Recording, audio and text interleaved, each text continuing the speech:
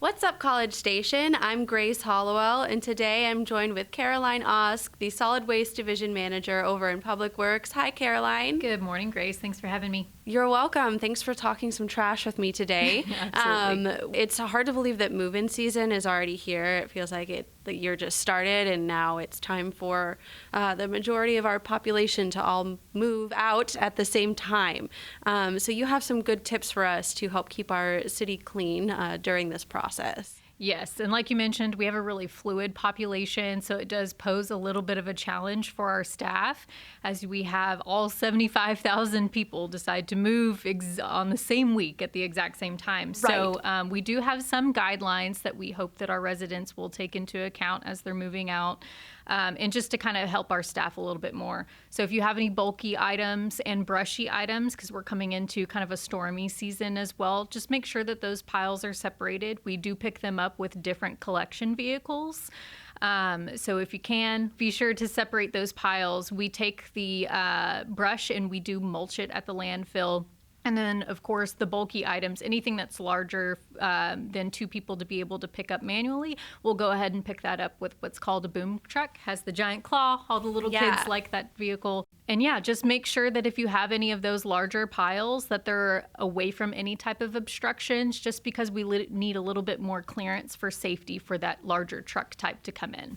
What's a good rule of thumb for like how many feet away from those objects? Usually we ask for about 4 feet from any type of stationary objects, including those communication boxes and whatnot, and also out from underneath any type of trees or communications lines, just so we don't snag anything and we don't break off any branches while we're coming to collect you guys. And then as far as other items that you might not be sure if you can throw away in your trash, like batteries or paint cans, things like that, what can people do with those? So they're more than welcome to look at different options, as well as take them directly to the Twin Oaks landfill, which is off of Highway 30.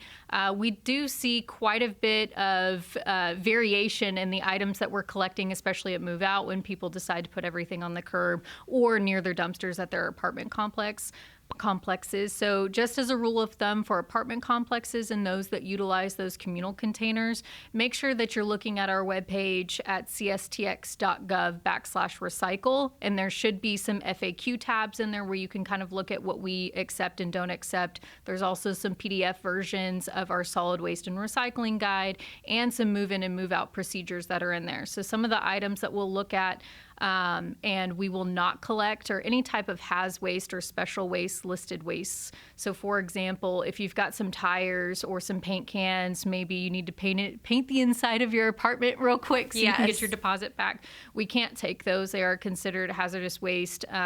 So just make sure they're separated out in a different pile. Either your apartment complex can help you out with some various disposal options, or like I said, you can take them directly to the landfill. There may be a couple charges related to those items just because they are specific types of waste, but you can dispose of them there. Yeah, we don't want to cause any issues with your trucks. No. So last year, a couple years ago, as we noticed that the pool season is coming up, we are in Texas. It does get extremely hot, and we all enjoy sitting poolside.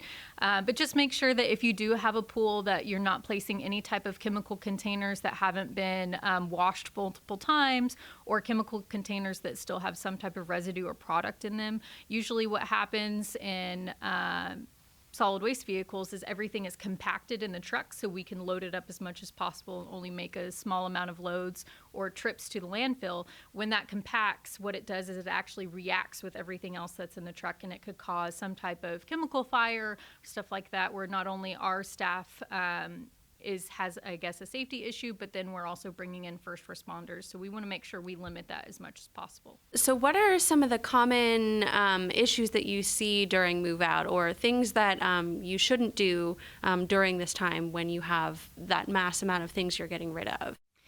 So like we talked about a little bit earlier, placement. Placement's a big deal for us. If something is is obstructed, we will go ahead and pass by that residence. We'll usually leave a tag or a door hanger to let you know why.